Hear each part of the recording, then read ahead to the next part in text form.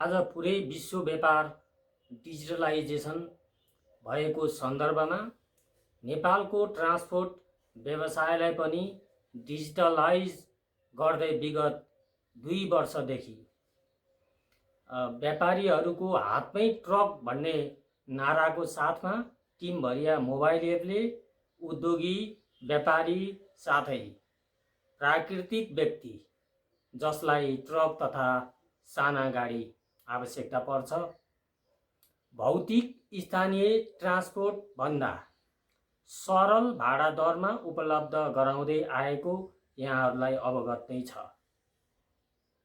आज नेपालमा प्रत्येक व्यापारी व्यवसायी उद्योगीहरूको मोबाइलमा हुनै पर्ने एउटा एप टिमभरिया जसले हजुरको ढुवानी आवश्यकतालाई सहजै पुरा गरिदिन्छ। टिमभरिया एपले हजुरको व्यापार सहज गराउन निम्नलिखित फाइदाहरू गराउँछ। यो फाइदाहरू हेर्नुहोला, त्यसपछि हजुरहरूले सो निर्णय गर्नुहोला।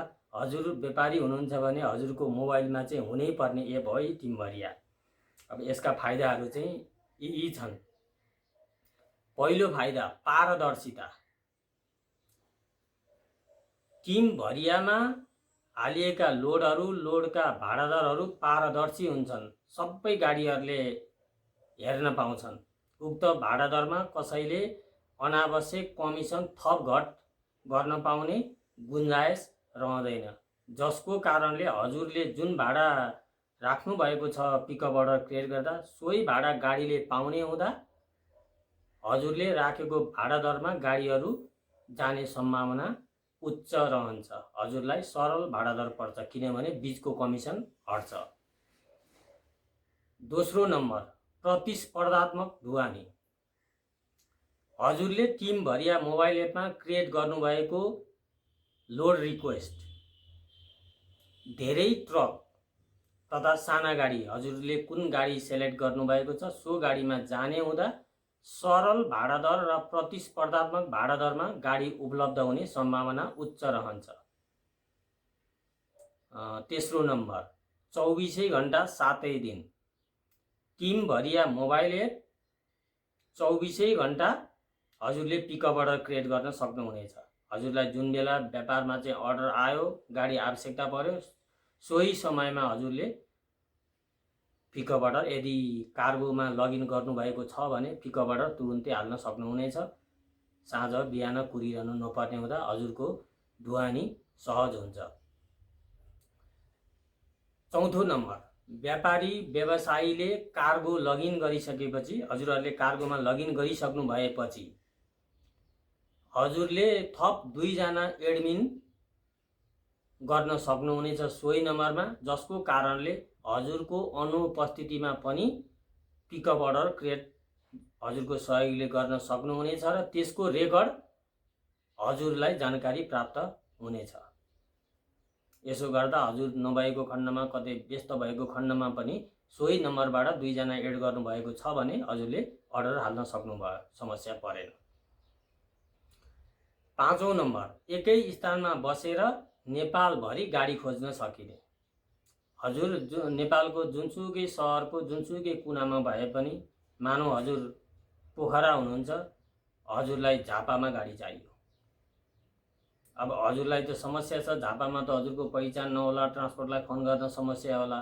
हजुरले पोखरै बसेर टिमभरिया मोबाइल एपमा हजुरको पिकअप अर्डर क्रिएट गर्दा पिकअप लोकेसन झापा, बिर्ता मोड, काकडभिट्टा कहाँको छ त्यहाँको पिकअप लोकेसन हालेर पिकअप अर्डर क्रिएट गर्न सक्नुहुनेछ। हजुरले पिकअप अर्डर क्रिएट गरिसकेपछि झापा नजिकका, झापाबाट 60 किलोमिटर वरिपरिका गाडीहरूलाई मात्रै नोटिफिकेसन जाने हुँदा हजुरको ढुवानीलाई त्यसले सहज बनाउँछ।